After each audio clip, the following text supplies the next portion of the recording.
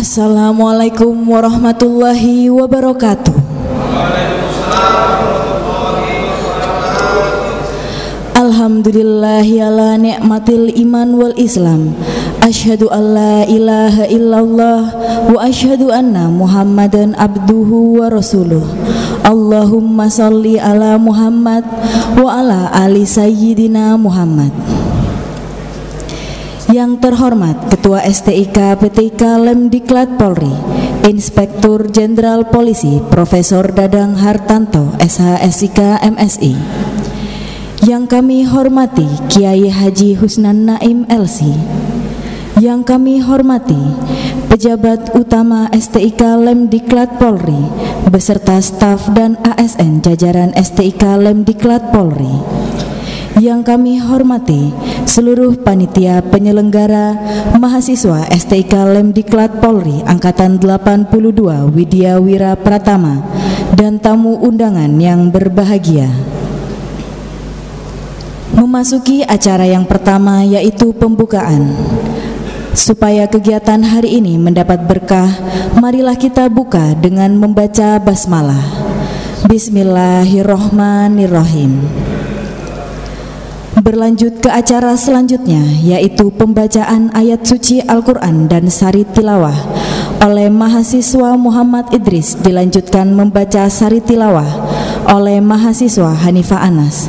Kepada yang bertugas kami silahkan.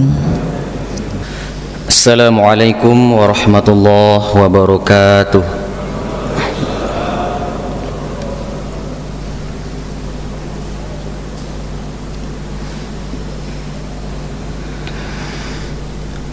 A'udzu billahi minasy syaithanir rajim.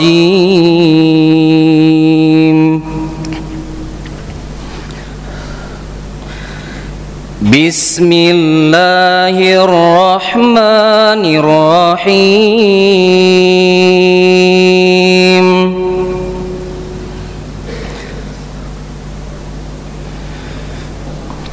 Subhanalladzi asra bi'abdihi laylan minal masjidil haram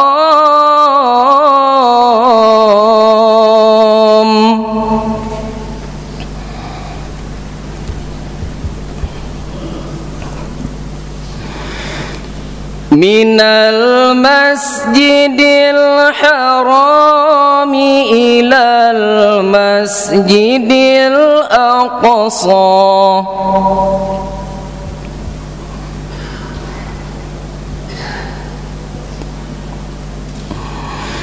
ilal masjidil aqsa alladzi barakna haulah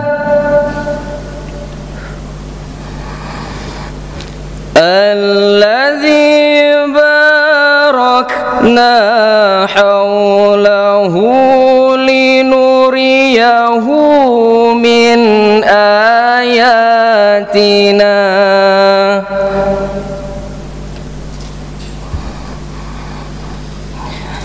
innahu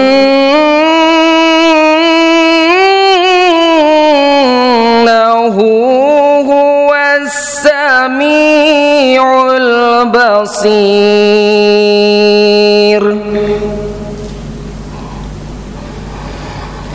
Innahu huwas sami'ul basir.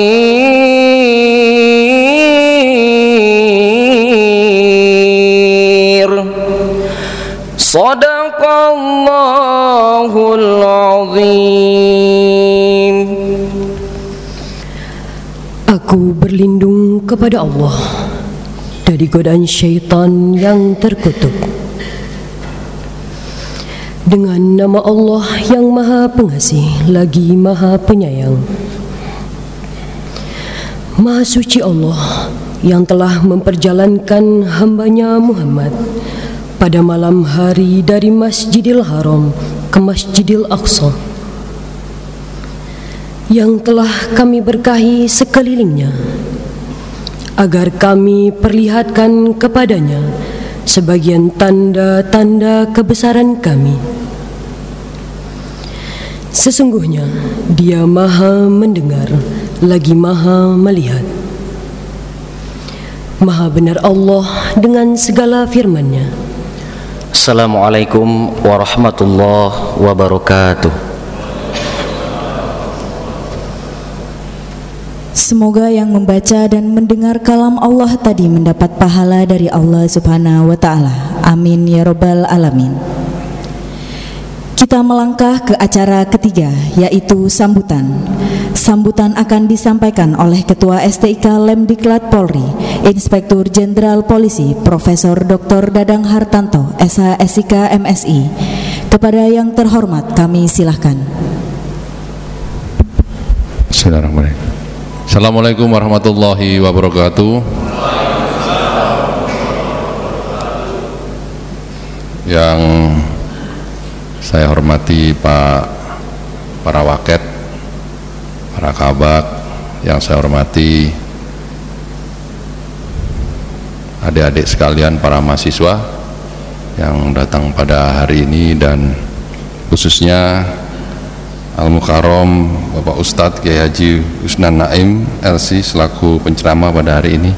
Terima kasih Ustadz atas kedatangannya.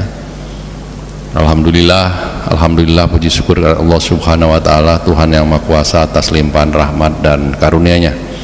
Pada pagi hari ini kita masih diberikan waktu, kesempatan, kesehatan dan kekuatan untuk hadir dalam majelis yang mulia, yaitu kita memperingati hari Isra Mi'raj, merupakan hari yang bersejarah ya, dari Rasulullah ya, sallallahu alaihi wasallam, Nabi besar Muhammad Rasulullah sallallahu alaihi wasallam, yang mendapat perintah dari Allah ya untuk melaksanakan melaksanakan salat 5 waktu yang hari ini kita ajaran beliau masih kita laksanakan. Tentu salawat dan salam kita sampaikan kepada junjungan besar Nabi kita, Nabi Muhammad sallallahu alaihi wasallam, kepada keluarganya, sahabatnya, kepada umatnya, dan kepada kita semua. Insya Allah kita mendapat syafaat pada yaumil akhir nantinya, dan kita sama-sama dimasukkan dalam surganya Allah Subhanahu wa Ta'ala. Bapak Ibu hadirin sekalian, adik-adik mahasiswa yang saya hormati, ini merupakan kegiatan rutin kita tiap tahun, yaitu memperingati Isra Mi'raj, dan ini merupakan agenda untuk membangun spiritual vision kita. Kita tahu ya bahwa STIK salah satu hal yang paling utama dan penting itu adalah membangun karakter, dan di dalam membangun karakter itu rohnya adalah menuju pada kebaikan. Karakter kita yang kita bangun bermoral, karakter pembelajar, pengabdi, dan pejuang ya. Ruhnya adalah spiritual vision, bagaimana kecerdasan spiritual kita, hubungannya kita dengan Tuhan kita, hubungan kalau muslim ya hubungan kita dengan Allah Subhanahu wa Ta'ala, di mana ya, ajaran-ajaran keimanan kita dan ketakwaan kita itu berpedoman kepada Al-Quran dan Al-Hadis ya, ajaran dari Rasulullah SAW. Bapak Ibu hadirin sekalian yang berbahagia, kalau kita berbicara masalah Isra Mi'raj ya, tentunya nanti akan dijelaskan panjang lebar oleh Bapak Ustadz apa makna di dalam momen ya keagamaan Isra Mi'raj ini. Tapi hal yang paling penting adalah kita sebagai polisi, ya, sebagai anggota Polri, sebagai perwira, hal yang paling penting adalah kita mampu memberikan keteladanan yang baik, ya, menjadi contoh leadership by example, ya, memimpin dengan memberikan contoh yang baik, ya. Dan ini hal yang langka, ya. Para mahasiswa ini akan dicetak menjadi pemimpin-pemimpin di wilayah. Kita saat ini menghadapi situasi yang sangat kompleks. Polri, mulai dari tantangan teknologi informasi yang demikian berkembang, ya, politik global, ya, perubahan lingkungan yang menimbulkan permasalahan-permasalahan gangguan Kamtibmas. Belum lagi tuntutan dan harapan masyarakat yang demikian tinggi terhadap Polri. Kalau dulu Polri hadir di tengah masyarakat, ya, cukup hadir aja masyarakat sudah merasa senang. Tetapi sekarang kinerjanya tidak hanya dituntut untuk hadir, ya, tetapi juga mampu menyelesaikan persoalan-persoalan dan permasalahan yang dihadapi oleh masyarakat. Kita tahu orang yang kita layani, masyarakat yang kita layani adalah masyarakat yang menghadapi permasalahan. Dan ketika orang yang menghadapi permasalahan tentu memiliki keresahan, kerisauan hati, sehingga wajar, ya, ketika masyarakat memiliki kerisauan dan keresahan hati, menuntut Polri untuk memberikan pelayanan lebih kepada mereka. Dan kita juga tahu, ya, tuntutan mereka apabila tidak dipenuhi, ya, tanpa mereka melihat keterbatasan organisasi kita, tidak ada alasan keterbatasan organisasi kita, mereka menuntut, dan kemudian apabila tidak terpenuhi maka akan menjadi isu, ya, apalagi di zaman sekarang ini menjadi viral, yang kemudian menurunkan kepercayaan masyarakat.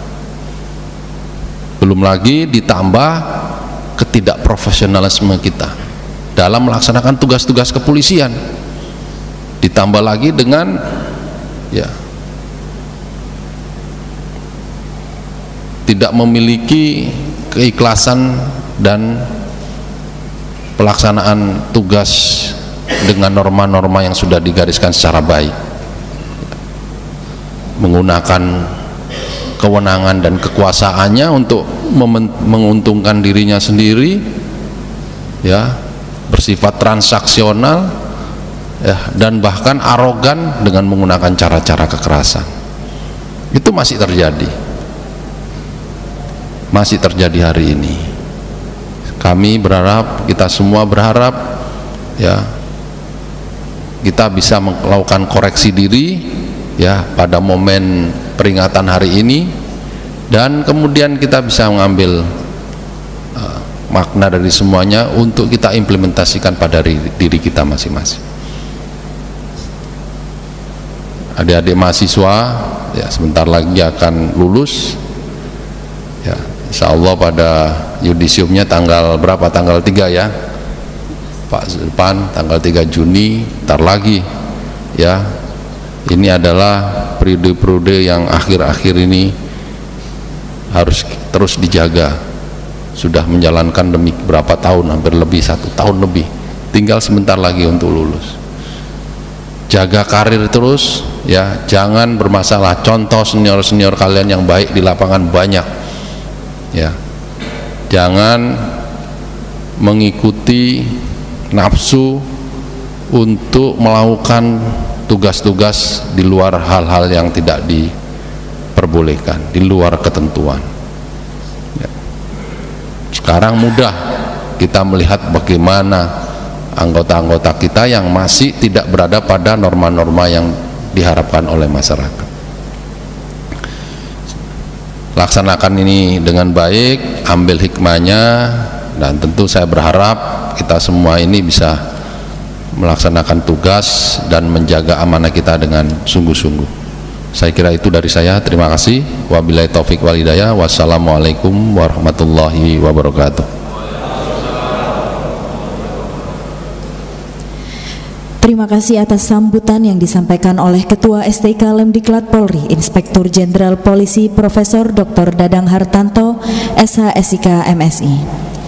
Selanjutnya kita memasuki acara inti, yaitu ceramah agama dilanjutkan dengan pembacaan doa memperingati peristiwa Isra Mi'raj yang akan disampaikan oleh Bapak Kiai Haji Husnan Naim LC. Kepada Bapak kami silahkan. Assalamualaikum warahmatullahi wabarakatuh. Bismillahirrahmanirrahim. Alhamdulillahirabbil alamin. Wa afdhalus sholati wa atammu taslimi ala sayyidina wa maulana Muhammadin khatamil anbiya'i wal mursalin wa ala alihi wa sahbihi ajmain. Rabbi shrah li sadri wa yassir li amri wahlul 'uqdatam min lisani yafqahu qawli wala haula wala quwwata illa billahil aliyil azim. Amma ba'du. Hadirin wal hadirat, bapak-bapak, saudara-saudara, ibu sekalian, wabil khusus maaf kalau saya salah sebut ini, Bapak Dadang sebagai pimpinan STIK PTIK dan seluruh pimpinan keluarga besar STIK PTIK yang berbahagia. Alhamdulillah pada pagi hari ini tentu di tempat yang mulia dan di acara yang baik, yaitu peringatan Isra dan Mi'rajnya Nabi kita Muhammad sallallahu alaihi wasallam, kita ditakdirkan oleh Allah dengan takdir yang baik. Kita bisa bertemu, bersilaturahim, tentu beramal soleh pada pagi hari ini. Oleh karena itu mudah-mudahan dengan pandai dan banyak bersyukur kepada Allah, senantiasa juga Allah limpahkan taufik hidayahnya pada kita, sehingga semua kenikmatan itu yang sudah diberikan kepada kita, yang sudah dilimpahkan kepada kita, dapat kita manfaatkan dengan sebaik-baiknya dalam rangka beribadah kepada Allah Subhanahu wa ta'ala. Salawat serta salam semoga tetap tercurahkan kehadiran junjungan kita Nabi besar Muhammad sallallahu alaihi wasallam. Bapak, Ibu, Saudara yang kami muliakan, dalam kesempatan yang baik ini tadi sama-sama masalah luar biasa kita sudah dengarkan ayat-ayat suci Al-Quran yang sudah dibacakan oleh Saudara Idrus, dan sari tilawahnya tadi itu surat Al-Isra ayat yang pertama. Dan memang ayat yang jelas-jelasan bicara tentang Isra yaitu surat Al-Isra itu ayat yang pertama. Nah, salah satu keilmiahan Al-Quran, bapak-bapak, saudara-saudari, ibu sekalian, yang tadi sudah dibacakan begini, salah satu ilmiahnya Al-Quran itu kalau di awal ayat ada lafaz subhana, ini rumus nih. Makanya kebetulan ini para mahasiswa kalau hari Kamis pagi kita membaca ayat suci Al-Quran, kalau di awal ayat Al-Quran itu ada lafaz subhananya, itu rumus. Berarti perkara yang di situ di dalam ayat itu nggak bisa dicerna dengan akal. Sekali lagi, di dalam Al-Quran kalau di awal ayatnya ada lafaz subhana, berarti perkara di situ tidak bisa dicerna dengan akal. Kalau tidak bisa dicerna dengan akal, maka harus dicerna dengan keimanan. Kalau sudah dicerna dengan keimanan, pasti masuk akal. Berarti di dalam Islam perkara apa saja semuanya masuk akal, tapi tidak semua perkara dalam Islam bisa dicerna dengan akal. Inilah salah satu keindahan tadi saya bilang, dan salah satu keilmiahan Al-Quran Al-Karim. Kalau di awal ayatnya ada lafaz subhana, sekali lagi berarti perkara itu nggak bisa dicerna dengan akal.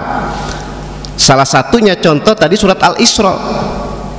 Surat Al-Isra itu diawali dengan lafaz subhana, berarti perkara Isra termasuk nanti di dalam hadis-hadis Nabi tentang Mi'rajnya Nabi kita Muhammad sallallahu alaihi wasallam tidak bisa dicerna dengan akal, pasti buntu, pasti mentok. Makanya itulah ketika Nabi junjungan kita Nabi besar Muhammad SAW setelah Isra Mi'raj cerita sama sahabat-sahabat. Ketika cerita sama sahabat-sahabat, banyak yang tidak percaya dan bahkan banyak yang ragu. Tapi kesimpulan kata, akhirnya sahabat-sahabat itu bertanya kepada salah satu sahabat yang senior, sahabat yang terkenal dengan santun dan sahabat yang terkenal dengan cerdas, yaitu sahabat Abu Bakar. Akhirnya kata sahabat Abu Bakar, kalau yang cerita seperti ini tentang peristiwa Isra dan Mi'raj adalah Nabi Muhammad SAW, lebih jauh perkara dari Isra Mi'raj saya percaya.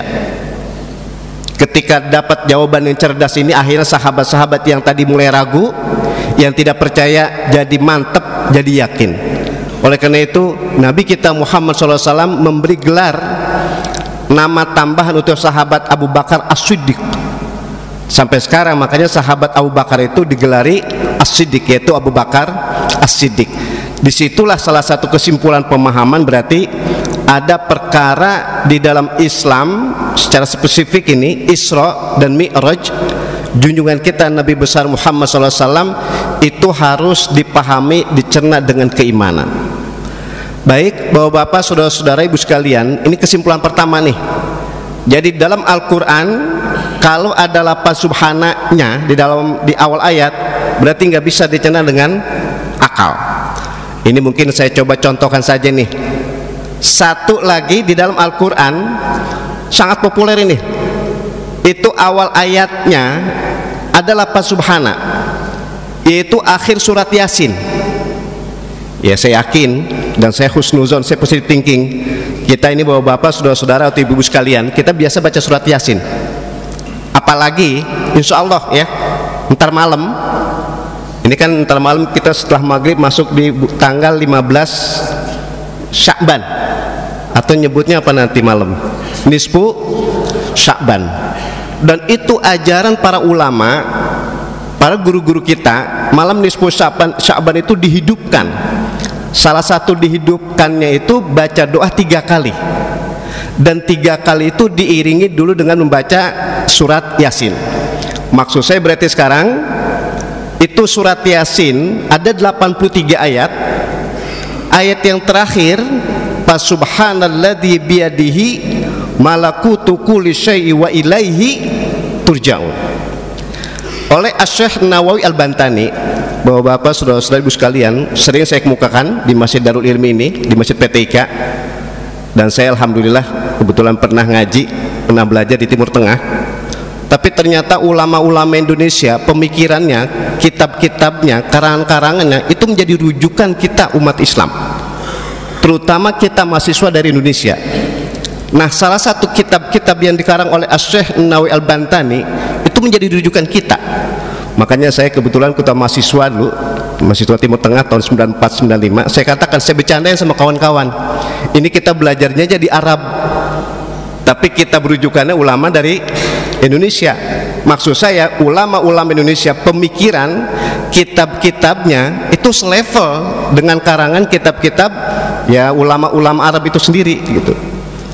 Nah, yang ingin saya teruskan oleh Asy-Syaikh Nawawi Al-Bantani, surat Yasin itu disebut qalbul Quran, jantungnya atau hatinya Al-Quran. Makanya kita, saya bilang kita ini, batin kita ketika dalam keadaan senang sangat dianjurkan membaca surat Yasin.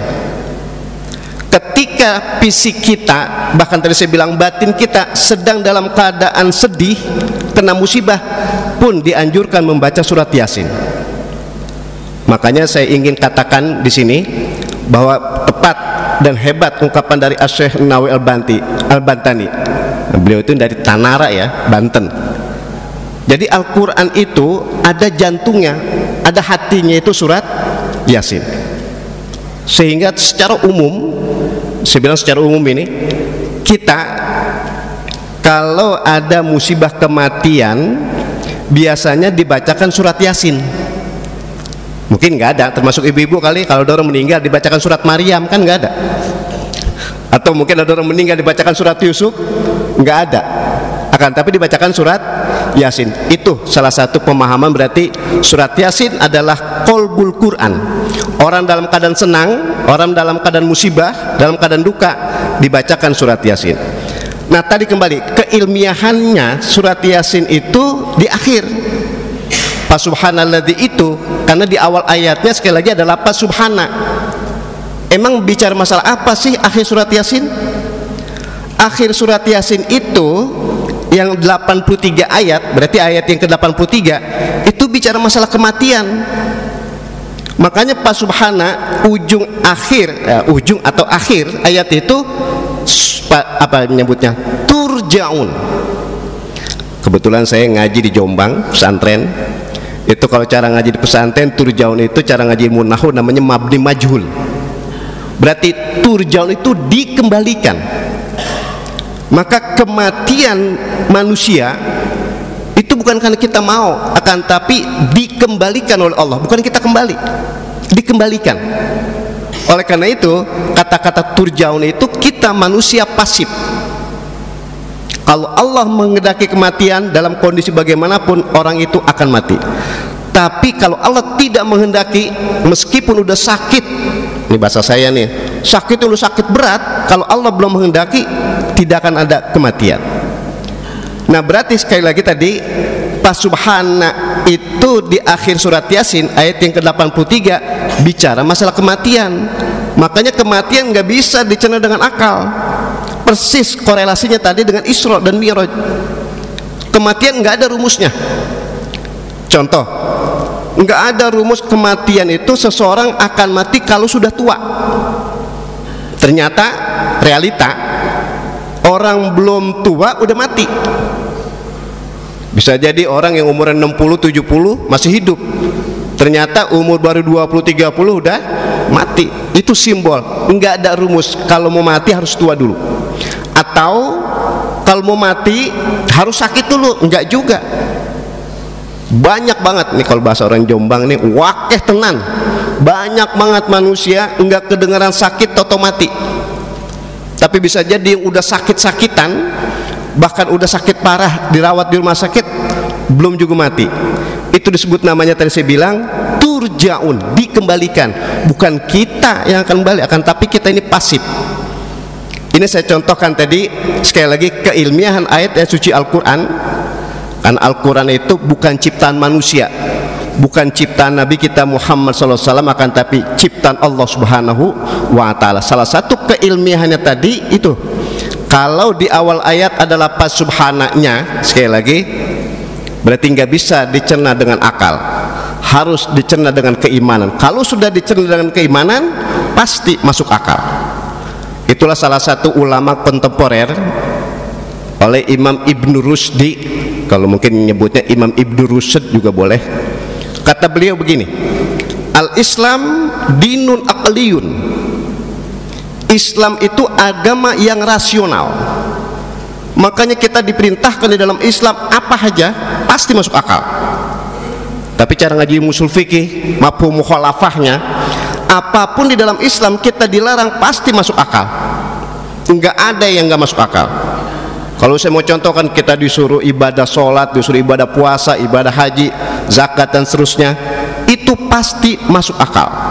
Dan kita dilarang untuk judi, dilarang untuk mabuk-mabukan, dilarang untuk zina dan seterusnya, pasti masuk akal.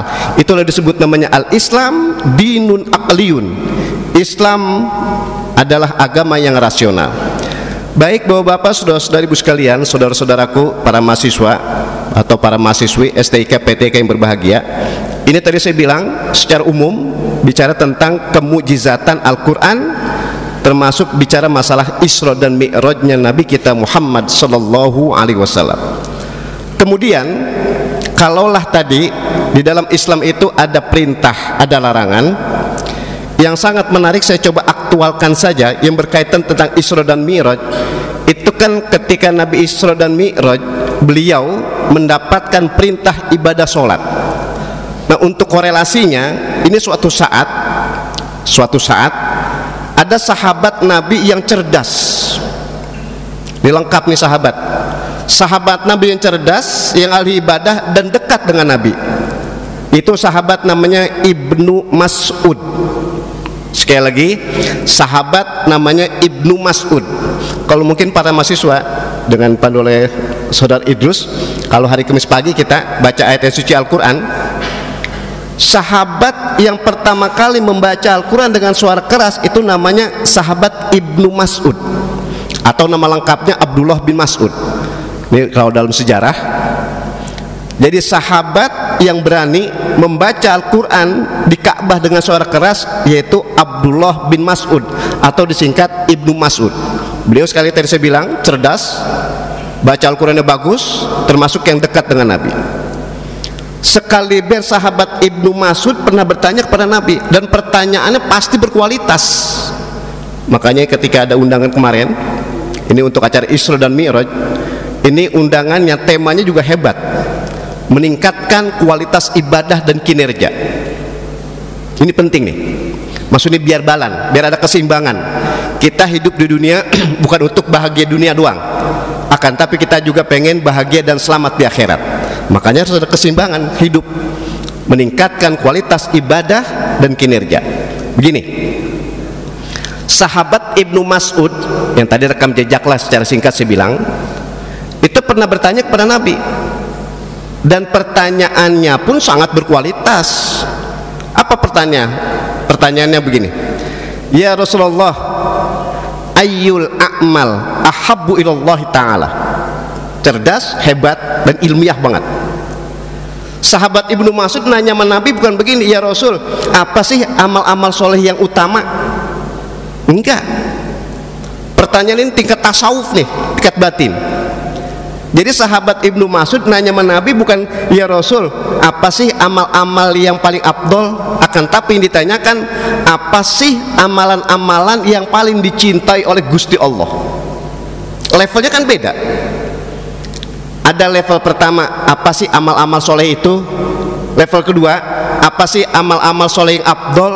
Nah yang ketiga ini puncaknya, apa sih amal-amal yang paling dicintai oleh Allah. Levelnya udah yang dicintai. Nah itu salah satu pertanyaan yang sangat-sangat berkualitas.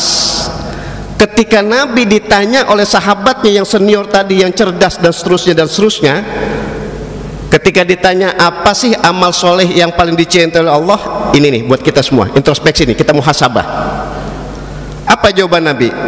Yang pertama, amalan atau ibadah yang paling dicintai oleh Gusti Allah adalah al-imanu billahi wa rasulih,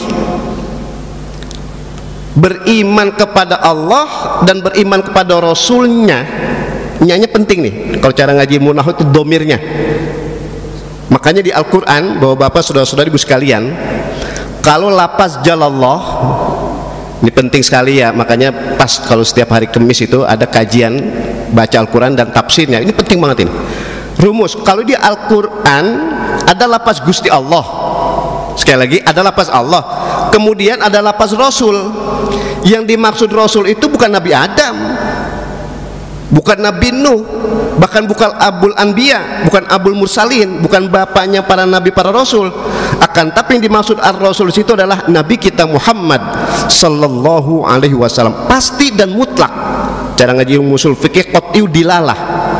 Berarti kalau kita baca Al-Quran ada lafaz Allah, kemudian ada lafaz Rasul, yang dimaksud Rasul itu Nabi Muhammad sallallahu alaihi wasallam. Kembali ke tadi, jawaban Nabi, amal soleh yang paling dicintai oleh Allah adalah beriman kepada Allah dan beriman kepada Rasulnya.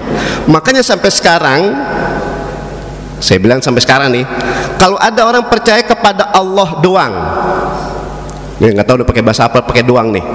Kalau orang Jawa nyebutnya pakotok. Orang percaya kepada Allah doang tapi nggak percaya pada Nabi, nggak sempurna keimanannya. Makanya kesempurnaan iman seseorang harus mengucapkan 2 kalimat syahadat. Kalau syahadatain itu kan syahadat, kalau 2 itu syahadatain. Karena saya ngajinya dulu di Jombang, Jawa Timur, itu ada adat dan kebiasaan lughat, kebiasaan bahasa. Makanya syahadatain, 2 kalimat syahadat itu disingkat menjadi sekaten. Banyaklah pernah saya ungkapkan di masjid ini nih. Ada istilah-istilah di Jawa itu sebetulnya diambil dari bahasa Arab. Saya contohkan lagi nih, syahadatain itu sebetulnya adalah disingkat menjadi sekaten. Ada lagi gapura. Oh, banyak banget kalau saya mengungkapin nih. Gapura itu asal kata daripada innallaha kana ghafurur rahima. Ghafura disingkat menjadi gapura. Makanya ciri khasnya pintu mau masuk ke suatu tempat ada gapuranya. Apa istilahnya dulu? Saya singkat nih. Kalau yang datang ke acara maulid, yang datang bukan orang Islam doang. Yang datang acara maulid itu non muslim yang pada mau masuk Islam.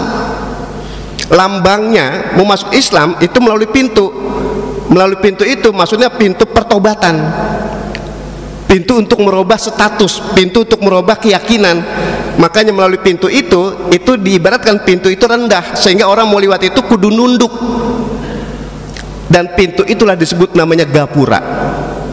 Berarti kembali lagi Bapak-bapak, saudara-saudara, ibu sekalian, jadi kata Nabi kita Muhammad SAW, beriman kepada Allah, beriman kepada Rasul, itu berarti adalah amal soleh, ibadah yang paling dicintai oleh Allah Subhanahu wa Ta'ala. Dan kita nih aktual banget nih, kita ini jam 7.40, insya Allah sebelum jam 8 selesai nih. Kita yang ada di sini nih, kita sedang mendapatkan nikmat yang paling besar. Apa kenikmatan yang paling besar? Beriman kepada Allah Subhanahu wa Ta'ala.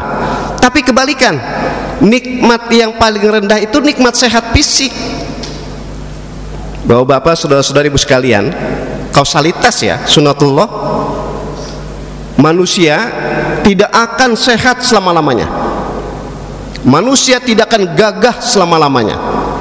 Ini kita kebetulan ada orang laki dan orang perempuan, cewek cowok, wong lanang, wedok, odok nih. Orang laki ganteng mentok umur 40. Ibu-ibu, orang perempuan cantik mentok umur 40 juga. Orang laki udah setelah umur 40 udah mulai berkurang itu.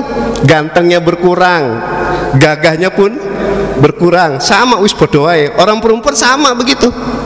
Umur 40 mulai berkurang. Kegagahan, kecantikan udah mulai berkurang. Itu makanya tadi saya bilang, nikmat Allah yang paling gede, yang paling besar beriman kepada Allah. Tapi nikmat yang paling rendah, nikmat yang paling kecil sehat fisik.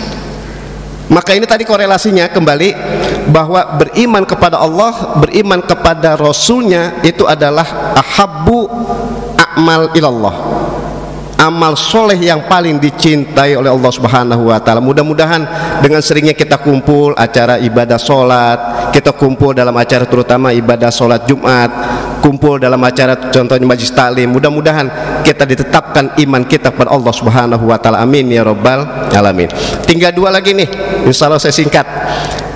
Yang kedua, kata Nabi, setelah beriman kepada Allah, beriman kepada Rasulnya adalah amal yang paling dicintai Allah. Yang kedua adalah kata Nabi apa? Birrul walidain. Bapak-bapak, saudara-saudara, saya kebetulan ngisi pengajian di Mabes Polri. Itu saya buka kitab sama dengan kitab di Masjid Darul Ilmi ini. Tapi udah khatam di sana. Karena tahunan sudah ada 4-5 tahun. Itu kitab Nasoihul Ibadnya sekali lagi karangan Asy-Syaikh Nawawi Al-Bantani. Gini. Yang kedua, amal soleh ibadah yang paling utama, bahasanya gitu, yang paling dicintai oleh Allah adalah berbakti kepada kedua orang tua.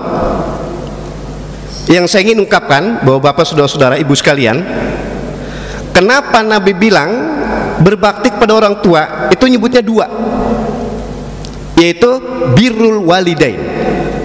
Cara fikihnya, kalau ada anak berbakti kepada bapaknya saja tapi nggak berbakti kepada ibunya, maka anak itu dianggap anak durhaka.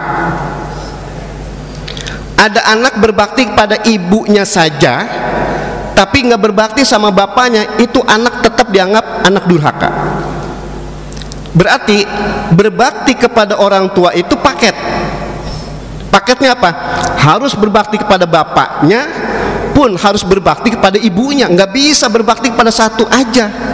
Coba dari Al-Quran, apalagi di hadis, ketika berbakti kepada orang tua pasti nyebutnya walidain. Sampai kita baca doa Rabbighfirli wali walidayya. Cuma yang ngebedain cara fikih, kalau penghormatan, ini kita semua nih, bapak-bapak, ibu sekalian, termasuk saya pribadi, kalau penghormatan kita kepada orang tua lebih kepada ibu. Sekali lagi, kalau penghormatan, sayanglah maksud saya, penghormatan, sayang, patuh, itu kita disuruh lebih kepada ibu. Tapi kalau dalam segi hukum, kita harus kepada bapak. Makanya kita yang ada di sini semua nih, nasab kita enggak ada yang ke ibu, pasti ke bapak, bin atau binti, menandakan dalam segi hukum kepada bapak, tapi dalam rangka penghormatan, sayang dan sebagainya harus kepada lebih ke ibu.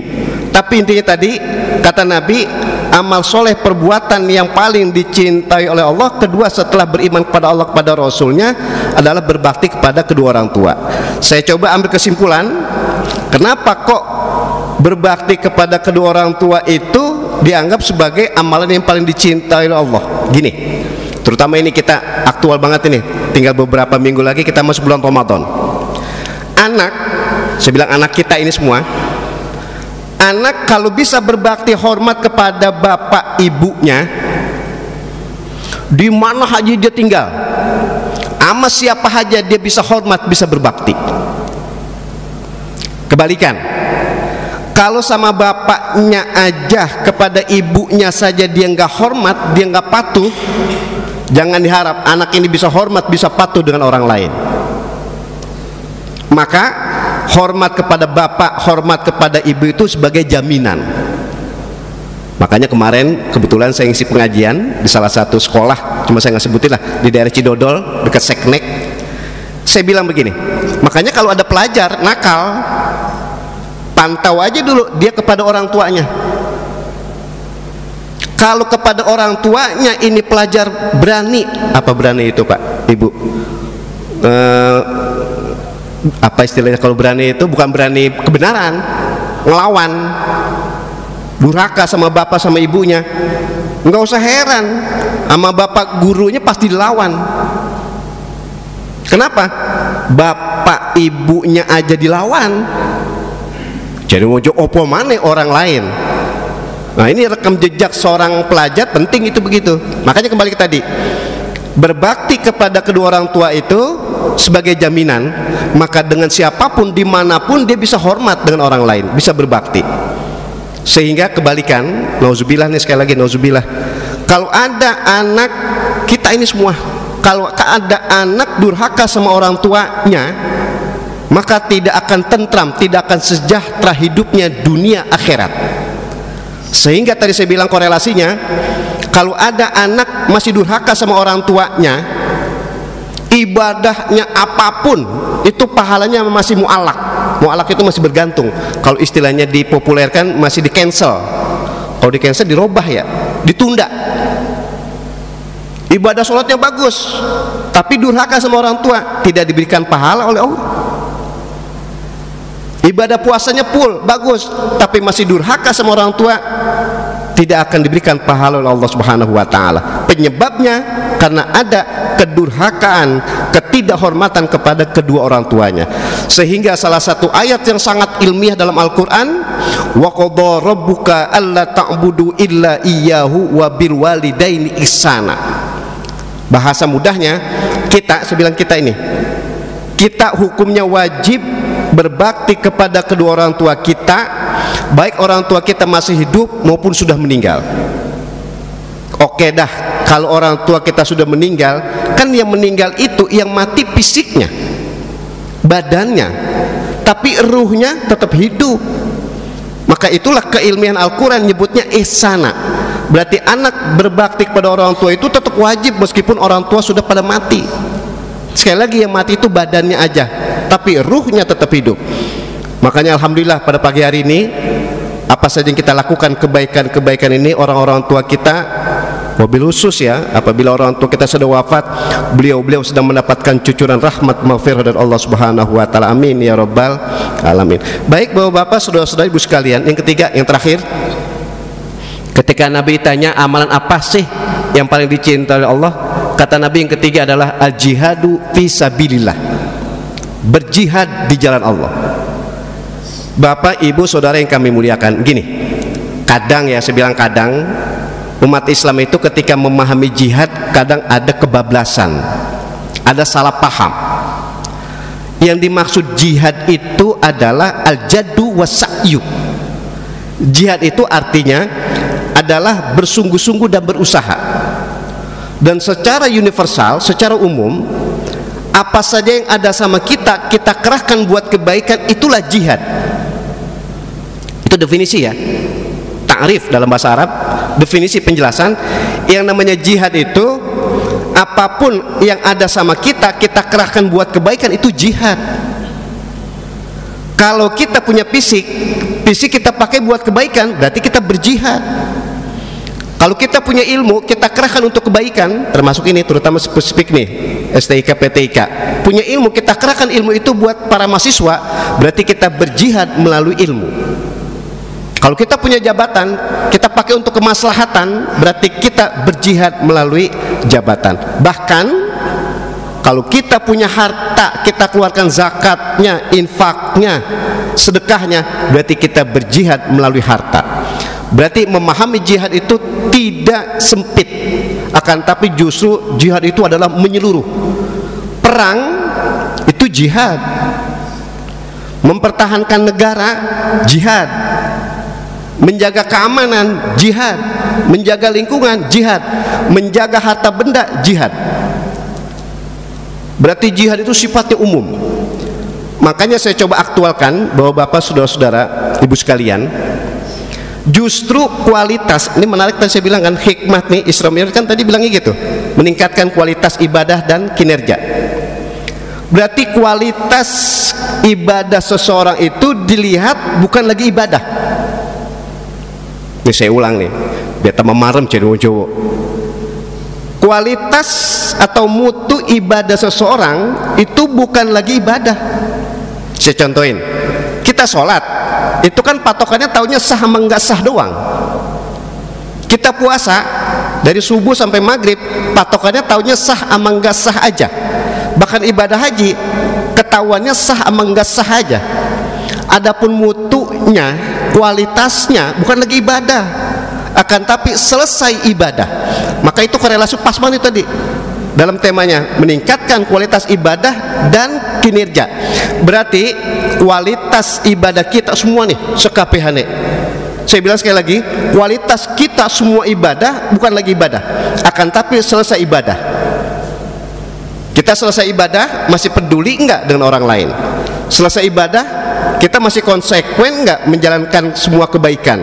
Dalam waktu bersamaan konsekuen juga meninggalkan kemaksiatan. Bahkan ujung-ujungnya rukun Islam yang terakhir, yang kelima, ibadah haji itu kualitasnya bukan lagi haji, akan tapi selesai ibadah haji. Oleh karena itu Bapak-bapak, saudara-saudara sekalian, sekali lagi ini yang terakhir, yang ketiga, berarti justru amalan yang paling dicintai oleh Allah yang ketiga adalah itu tadi, kita berjihad di jalan Allah. Mudah-mudahan sekali lagi fisik kita, ilmu kita, harta kita, bahkan jabatan kita, semua muaranya kita pakai dalam rangka kebaikan, sehingga kita mendapat cinta dari Allah Subhanahu wa taala. Dan orang, saya husnuzon, saya putih thinking sekali lagi, kita mendapat cinta dari Allah sehingga kita akan selamat bahagia hidup di dunia dan akan selamat bahagia hidup di akhirat nanti bersama orang-orang tua kita di surganya Allah Subhanahu wa taala. Amin ya rabbal alamin. Baik Bapak-bapak, saudara-saudara, Ibu sekalian, ini saja yang dapat saya sampaikan. Sekali lagi, yang saya sampaikan ini sekedar muhasabah, introspeksi aja buat kita, insya Allah ada hikmat dan manfaatnya. Demikian, kurang lebih mohon maaf. Wallahul muwaffiq ila aqwamit thoriq. Assalamualaikum warahmatullahi wabarakatuh. Bitilka niyat al-Fatihah. Bismillahirrahmanirrahim. Alhamdulillahirabbil alamin arrahmanir rahim maliki yaumiddin. Iyyaka na'budu wa iyyaka nasta'in. Ihdinas siratal mustaqim. Siratal ladzina an'amta 'alaihim ghairil maghdubi 'alaihim waladdallin. Wa'fu anni ya karim, wa'fu anni karim, wa'fu anni ya mujibas sa'ilin. Allahumma a'inna ala dzikrika wa syukrika wa husni ibadatik. Allahumma ighfir lana dzunubana wa liwalidayna warhamhuma kama rabbayana shighara. Allahumma anfa'na bima 'allamtana wa 'allimna ma yanfa'una wa zidna ilman nafi'an wa amalan mutaqabbalan bi rahmatika ya arhamar rahimin. Allahumma barik lana fi auladina, Allahumma barik lana fi arzakina wa amwalina, Allahumma barik lana fi ulumina, Allahumma barik lana fi mujtamatina, Allahumma barik lana fi wazifatina, Allahumma barik lana fi kulli syai'in alladhi a'taitana ya Allah ya rabbal alamin. Allahumma ya muyassir yassir, wa ya mudabbir dabbir, wa ya musahil sahil sahil alaina kull asir bijahil basirin nadir bifadlika daum fiha subhanakallahumma wa tahiyyatun fiha salam wa akhiru da'wahum alhamdulillahi rabbil alamin. Bapak Ibu yang berbahagia, rangkai demi rangkai telah kita lalui dan tibalah kita di penghujung acara. Sebelum acara berakhir, saya selaku pembawa acara memohon maaf atas salah kata maupun perbuatan. Marilah kita tutup kegiatan ini dengan membaca hamdalah. Alhamdulillahirabbil alamin. Wabillahi taufik wal hidayah. Wassalamualaikum warahmatullahi wabarakatuh.